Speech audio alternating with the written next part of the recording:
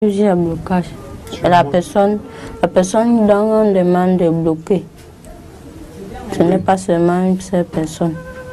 Bon, alors, essaie de nous dire à quoi sert chacune des clés.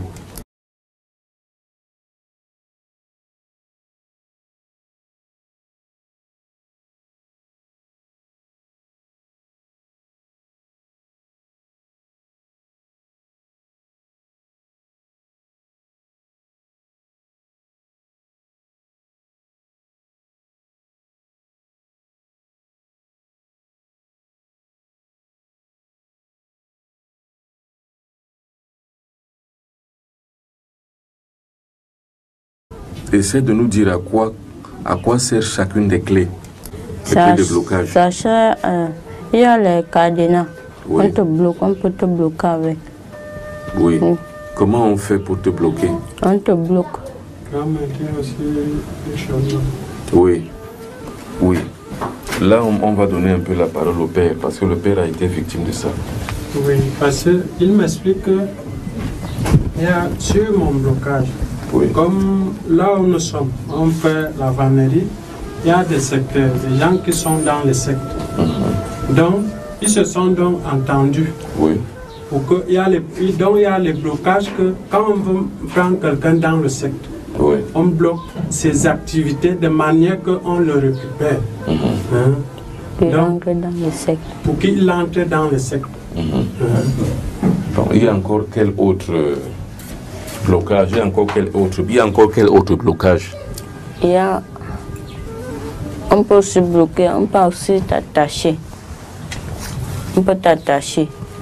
Oui. Et comment tu fais pour attacher? Par exemple, on peut prendre tes pièces d'argent, on attache.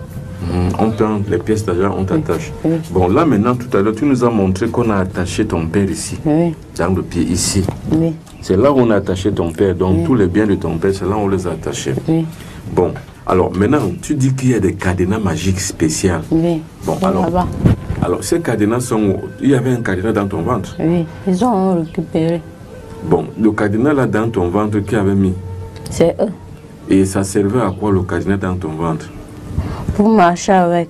Oui. Je marchais avec. Dans mon ventre. Et tu utilisais ça comment? Tu bloquais les gens avec ça ou ça te bloquait toi-même? Ça bloquait mon père, plutôt mon père.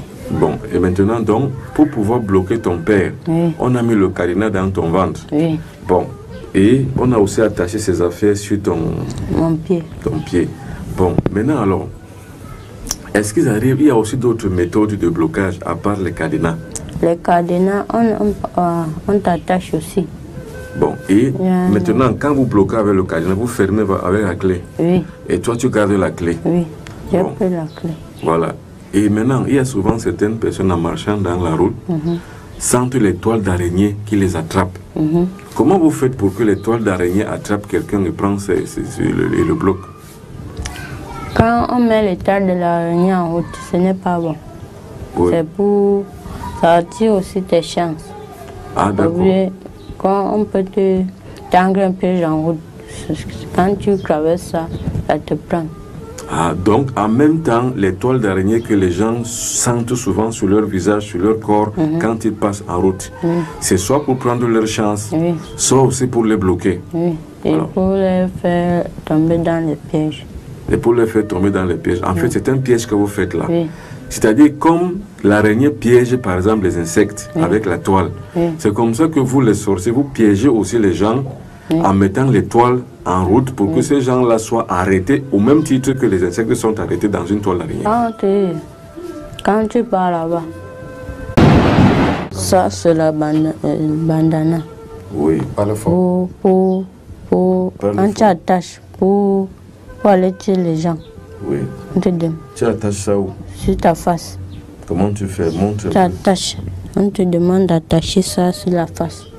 Tu attaches. Et ce bandana a le pouvoir? Oui, on met le pouvoir, c'est ça. Et qui met le pouvoir dedans? Et pour que tu sois méchant aussi. Oui. Il faut que tu sois méchant? Oui. Ah donc, le bandana, sinon seulement joue sur ta psychologie à pouvoir être un vrai guerrier pour aller tuer. Oui. Mais aussi, ça te permet aussi d'être très courageux. Oui. Voilà. Et tu as déjà utilisé ça plusieurs fois ou bien Oui, tout le temps? plusieurs fois. Mais est-ce que tout le temps tu n'utilises pas ça? Quand on dit de tuer, tu dois porter, tu dois attacher. Automatiquement, ça fait partie des armes que tu dois porter pour aller faire le mal. Oui. Bon. Et comment donc ça te fait quand tu mets ça sur ta tête? Ça te fait... Donc ça te fait... Donc tu deviens méchant. Donc c'est comme par exemple ici, un bandit, un malfaiteur prend la drogue pour pouvoir être plus méchant. Quand tu pars là-bas, on te demande, on vous donne d'abord le jus. Le jus là, ça te donne aussi la force. Et le jus là, c'est quoi? C'est le sang. Le sang humain? Oui. Ça te donne la force? Oui. Quand on te demande d'aller tuer quelqu'un, ou bien on t'envoie, tu pars. Et on te donne, quand tu reviens, on te donne la chair humaine pour manger. Bon, après et maintenant, le sang humain donne la force. La chair humaine donne quoi? Ça nourrit. Ça te nourrit? Oui. Bon, et quand vous mangez la chair humaine, comment comme ça? Dis-nous d'abord, la chair humaine a quel goût? C'est un goût un peu salé. Et le sang a quel goût? Un goût un peu salé aussi. Bon, c'est-à-dire que ici, dans ce monde-ci, le goût là n'est pas bon, n'est-ce pas? Mais dans votre monde là-bas, le goût là est bon. Bon, et vous vous nourrissez de ça pour pouvoir vivre. Bon, maintenant, dis-moi, les gens que vous tuez, vous les mangez immédiatement ou alors vous mangez leur corps dans l'invisible? Vous les mangez comment? On les mange invisible. D'accord. Par exemple, je prends un exemple. Vous tuez quelqu'un. Mystiquement, vous lui lancez une maladie, il meurt. À quel moment vous mangez sa chair et buvez son sang? On mange d'abord sa chair avant de lancer les maladies. Ah, d'accord. C'est-à-dire que vous mangez d'abord sa chair. Mais si vous mangez sa chair, il doit mourir immédiatement. Pourquoi il ne meurt pas immédiatement? Il ne peut pas mourir. On va faire les trucs là pour qu'il ne meure pas. Ah bon.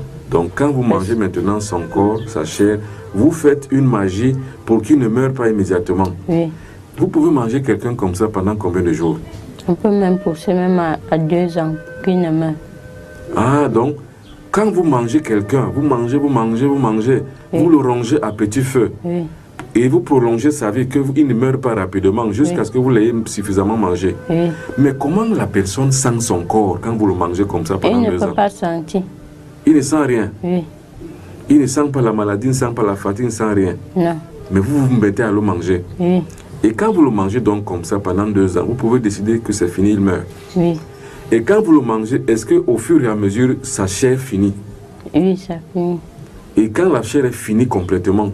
Il reste toujours en vie. Et puis enfin, c'est vous qui décidez quand vous allez le tuer? Oh oui. Est-ce que là-bas, vous connaissez vraiment Dieu? Non. Qui vous connaissez là-bas? C'est Lucifer, Belzébuth, vous connaissez qui? Vous connaissez Lucifer aussi? Est-ce que vous invoquez Lucifer là-bas? Il est là-bas. Il est là-bas avec vous? C'est ça le mec qu'ils invoquent. Il y a aussi Belzébuth? Il y a encore qui? Il y a Satan. C'est Satan qui est Lucifer, Belzébuth et Astaroth. Bon, maintenant, qui t'a appris le nom de Belzébuth? C'est là-bas? Ce sont les gens de là-bas. D'accord, ok. Maintenant, quand vous finissez donc de tuer quelqu'un comme ça, de manger quelqu'un comme ça, cru, et après il meurt. Bon, tu connais quelqu'un que vous avez fait ça, il est mort? C'était qui? C'était un voisin du village. Un voisin du village? Et quand quelqu'un meurt comme ça, toi, tu as des regrets ou tu n'as pas de regrets? Tu ne dois pas avoir de regrets ni pleurer. Tu es content? Bon, mais est-ce que les gens arrivent souvent à savoir que c'est vous qui les tuez? Et ils font quoi? Ils ne font rien. Mais quand ils font la magie, par exemple, quand les gens vont faire le contre-envoûtement, donc le choc en retour, par exemple, ils font les gris-gris pour que les personnes qui ont tué cette personne-là meurent. Est-ce que ça vous atteint?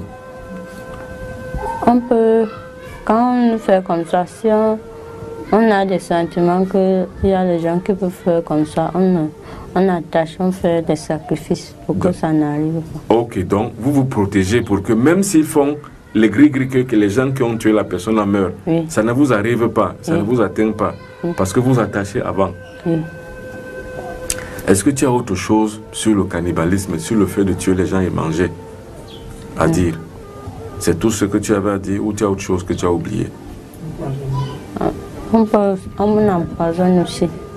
Non, à part la poudre de nuit que tu as montée tout à l'heure, il y a un autre empoisonnement? Oui.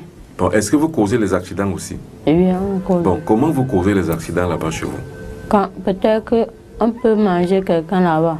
Oui. On lui pousse dans quelque chose, ou bien il cherche les problèmes à quelqu'un, quelqu'un lui tape, il meurt. Ok. Ou bien la voiture lui cogne, Oui. il meurt. Donc tous les accidents qu'on voit, ce n'est pas seulement naturel. Oui. Souvent vous les causez. Oui.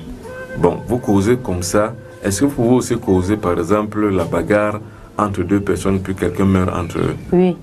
Quand on a fini de manger quelqu'un, on le pousse d'aller chercher les problèmes. Donc c'est vous qui l'inspirez à aller chercher les problèmes? Oui. Il est déjà sur concours. Et vous contrôlez vraiment son acte et son geste. Bon, est-ce que tu peux me raconter une histoire où toi tu connais, où tu es allé, ou bien où vous avez fait que quelqu'un meure par accident? C'était quoi par exemple? Donc, on avait tué la personne et on ferme tes yeux. Oui. Que toi, tu vois que tu es en train de voir. Ou bien tu traverses la route. Oui. La voiture vient te cogner. Oui. Ou bien on ferme les yeux du chauffeur. Oui. La voiture vient te cogner. Et quand quelqu'un meurt donc comme ça, vous récupérez son sang, ou bien vous avez déjà pris le sang depuis? Vous avez déjà pris le sang. Vous avez déjà mangé même la chair depuis. Oui. Maintenant, vous provoquez seulement que ça arrive pour qu'on voie que c'est l'accident, alors que vous l'avez tué. Dans les chaussures qu'on me demande de porter quand je pars là-bas. Oui, tu portes ça pourquoi? Parce que ils m'ont demandé de porter. Pourquoi? Ça sert à quoi quand tu les portes là-bas ou tu ne les portes pas? Ça sert à quoi là-bas? Parce que ça allait plaire là-bas. Ah, ça, ce sont des chaussures d'élégance ou alors les chaussures mystiques qui te servent à... Ça te sert à marcher d'un point à un autre. Oui. C'est-à-dire que, par exemple, comme quelqu'un qui est dans la Lune, qui marche sur la Lune, il doit avoir une combinaison spéciale. Oui. Donc toi aussi là-bas, avant de marcher là-bas, dans le monde invisible où tu vas, il faut que tu aies des chaussures. Oui. Bon, là, tu peux passer par n'importe où et faire n'importe quoi. Oui. Et si tu n'as pas les chaussures? On te donne les chaussures là-bas. Non, je dis si tu ne portes pas les chaussures là-bas, qu'est-ce qui va se passer? C'est pas, tu ne peux pas, il y a le froid. Ah, donc c'est une combinaison que tu dois forcément mettre parce que le monde là-bas est très froid. Oui. Alors, maintenant, montre bien tes pieds. Il y a d'autres choses qui sont dans tes pieds. Qu'est-ce qu'on a mis dans tes pieds?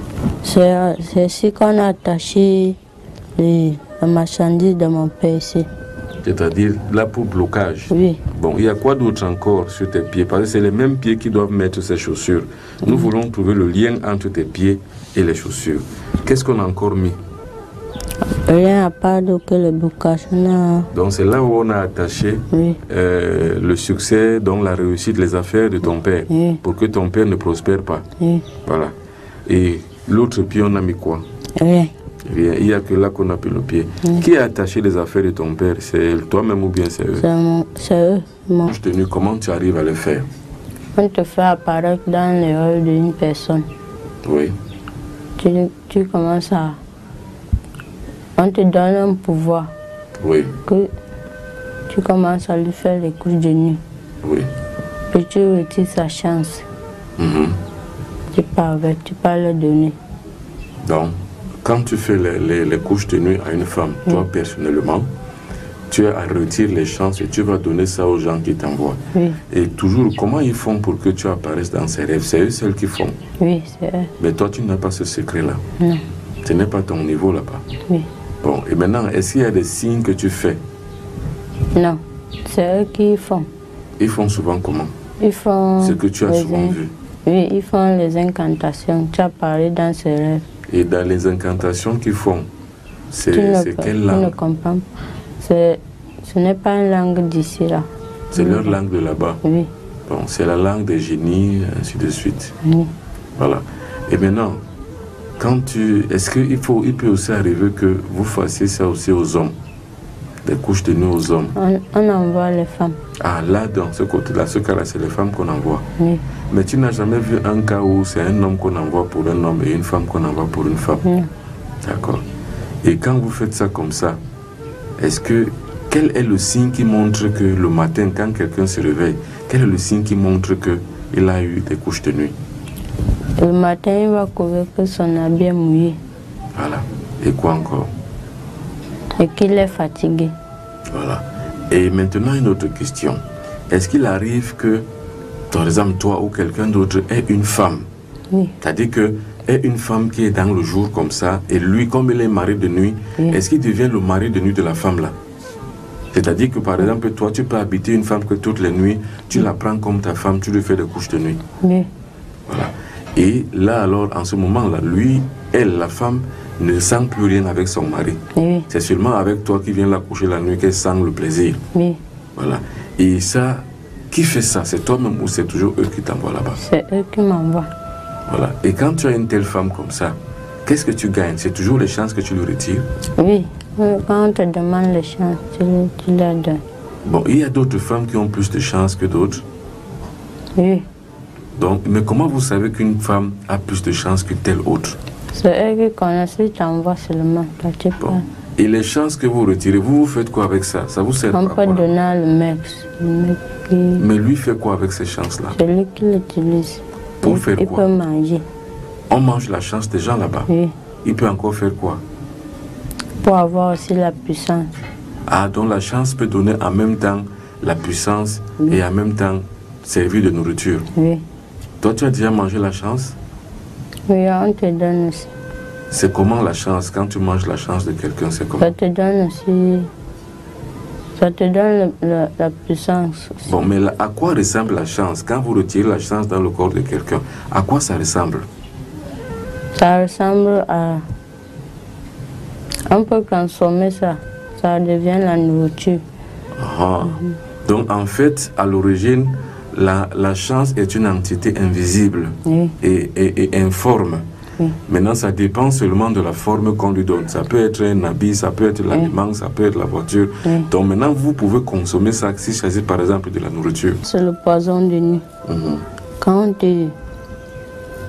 on te donne la nourriture que tu mets la nuit, c'est le poison aussi qu'on a sorcelé avec.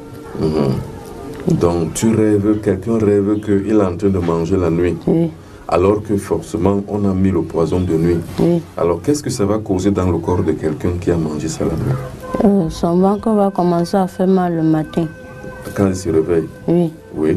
Et il se réveille qu'il n'est pas affamé le matin. Il peut faire toute la journée sans avoir faim. Parce que vous lui avez fait manger la nuit? Oui. Ou vous avez mis la poudre? On a fait manger la nuit, on a mis la poudre. Voilà. Et la nourriture que vous le faites manger, qui prépare ça? C'est les gens de là-bas, les chefs. Et c'est eux qui t'ont souvent chargé d'aller faire manger les gens la nuit? Oui. Tu as déjà fait manger les gens, combien de gens la nuit, le poison de nuit? Plusieurs personnes. Voilà. Raconte-nous une seule histoire que tu connais, que tu te rappelles que tu as fait. Ça s'est passé comment? Quand on te donne ça la nuit, oui. De manger, quand tu manges le ventre... Non, comment on t'a donné la nourriture? C'est toi qui en donnes la nourriture à les donner, oui. Ou bien c'est eux-mêmes qui font faire? Donc ils font que tu apparais dans les rêves de quelqu'un. Oui. Et quelqu'un rêve qu'il est en train de manger la nuit. Alors que c'est le poison qu'il a. Voilà. Mais comment toi tu fais pour apparaître dans son rêve? Ce sont les mecs qui font apparaître. D'accord. Il y a plusieurs maîtres là-bas. Oui. Ils te font par exemple apparaître dans le rêve de monsieur ou madame Y. Oui. Et une fois tu apparais dans ses rêves, tu lui fais manger la nourriture qu'ils t'ont donnée. Oui. Ou tu as empoisonné avec cette poudre. Oui. Et est-ce que cette poudre-là peut arriver à tuer? Oui, ça arrive à tuer. Quand on te fait déjà manger ça plusieurs fois. Oui. Oui, ça te fait. Tu te souviens d'avoir fait manger plusieurs fois cette poudre à quelqu'un, oui. Il est mort? Oui. C'était qui? C'était quelqu'un du village. Oui. Il est mort. Il l'a mangé et puis il est mort. Ça, c'est le miroir de là où on garde la porte. La porte là où on garde les morts. Oui. Donc vous avez un endroit où vous gardez les morts là-bas. des gens que vous tuez, vous avez donc une espèce de morgue là-bas, vous le gardez. Oui. Ou alors quand ils sont déjà pourris, vous gardez leur squelette là-bas. Oui. Et ce miroir-là correspond à la porte. Oui, la porte là, on les garde. D'accord. Et l'autre miroir, parce que tu as deux miroirs. Et l'autre, ça permet de tuer quelqu'un à distance, quand alors, tu le vois. Mets d'abord l'autre miroir à terre, voilà, celui-là. Montre-nous comment vous faites pour tuer des personnes à distance. Quand tu invoques la personne que on t'a demandé de tuer, oui. Tu l'invoques, il apparaît dans le miroir. Oui. Tu lui piques. Tu piques à quel endroit? Tu piques n'importe quel endroit. L'endroit où tu voudrais le voir souffrir. Là, on m'a demandé de piquer. Ah bon, donc c'est d'abord le maître. Alors, mais comment tu as fait pour avoir le miroir là? Comment il t'a donné ça? Ou bien c'est toi qui l'as transformé ou c'est lui qui l'a transformé comme ça? C'était le miroir de la maison et ça s'est cassé. On m'a demandé de prendre. Bon, quand tu as donc pris, tu as mené ça là-bas, ils ont travaillé ça. Ils ont travaillé ça étant ici. Bon, je veux que tu expliques encore. Par exemple, une personne qui est en France, toi tu es au Cameroun, et une personne est en France, donc à 6000 km du Cameroun, là où tu te trouves. Comment tu fais pour le tuer? Tu l'invoques, on a rangé le miroir. Oui. Tu l'invoques, il vient. Et tu invoques, ça veut dire que tu appelles la personne. Oui. Son esprit vient. Oui. Oui, ensuite? Tu lui vois. Tu lui piques, là on t'a demandé de piquer. Voilà. Et après, qu'est-ce qui va se passer? Après, il va commencer à souffrir. Oui. Bon, après, regardez bien la caméra toi-même. Alors, quand tu fais ça à quelqu'un, et tu t'attends qu'automatiquement il va commencer à souffrir. Oui. Bon, alors qu'est-ce qui va se passer? La souffrance sera comment? Oui, il va commencer à avoir mal quelque part. Oui. Après ça, il va mourir. Bon, donne-moi un exemple de quelqu'un dont tu avais tué comme ça, avec le miroir à distance. On m'a demandé de piquer quelqu'un avec. Quelqu'un? Oui. Il était où? Il était dans notre village. Oui. Il a commencé le père a commencé à pourrir. Il est mort. Tu avais piqué quelle partie du corps? Le pied, ici à la jambe. Donc le pied a commencé à pourrir. Oui. Le pied s'est infecté. On a coupé le pied. Oui. Oui. Oui. Il était mort. Et les maladies, comment tu lances les maladies? C'est toujours avec le miroir? Non. Vous lancez les maladies? Poudre. Alors la poudre là, on va la voir maintenant, mais pas pour l'instant. Une poudre, c'est invisible. Oui. Donc tu vois, il y a le miroir là, tu vois. Où est ce miroir là? Chez quelqu'un. Bon, donc tu nous prends ce miroir là. Hein, vas-y. Parce qu'il va falloir que les gens voient comment ça se passe, afin que ça ne soit plus étrange, que les gens voient comment ça se passe. Et je rappelle que la culture nationale, donc, ils sont déjà. Donc, il va donc se charger de sortir le miroir et de montrer comment ils envoient souvent le sida aux gens, comment ils envoient souvent le cancer aux gens, comment ils envoient souvent le cancer aux gens. Voilà donc le fameux miroir. Alors, maintenant, dis-nous exactement comment tu fais avec le miroir, ce miroir-ci. Oui. Il faut que la caméra filme bien ce miroir. Tu vois quelqu'un. Oui. Tu l'invoques aussi. Oui. Tu lui lances la maladie. Alors, comment tu fais pour lancer la maladie? Tu prends la poudre là, tu lui lances avec le miroir. C'est la même poudre qui donne en même temps le sida, en même temps le cancer, en même temps le palu. Alors, comment tu veux, par exemple, tu veux que quelqu'un ait le palu? Comment tu fais? Tu prends la poudre là, tu parles, tu lances. Tu dis quoi, par exemple? Toi, par exemple, tu dis quoi? Donc, on arrange. Le mec arrange ce qu'on te demande de faire, tu fais. Seulement, tu lances le palu. Bon, et tu as déjà lancé les gens le palu? Oui. Tu as aussi lancé déjà le sida? Non. Mais comment on lance le sida? On lance la même chose. Voilà. Mais tu connais quelqu'un de votre groupe qui a déjà lancé le sida? Oui. Il a fait comment? Il a aussi lancé comme on lance les autres maladies. Bon, et maintenant, quand il a lancé le sida, qu'est-ce qui s'est passé sur la personne? La personne a commencé à souffrir. Oui, souffrir du sida? Oui. Mais est-ce qu'on a pu le soigner? Non, on ne soigne pas. Donc même si on donne des médicaments, la trithérapie, les ARV, la personne finit par mourir. Donc il faut que tu apparaisses dans les rêves de quelqu'un. Oui. Quelqu'un qui est en train de manger la nuit. Alors que ce n'est pas un. Voilà.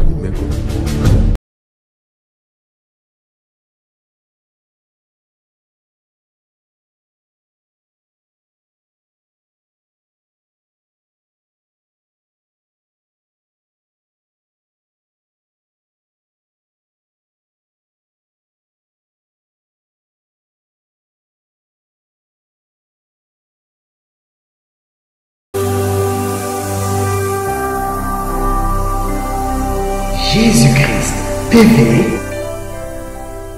Vous connaîtrez la vérité et la vérité vous affranchira.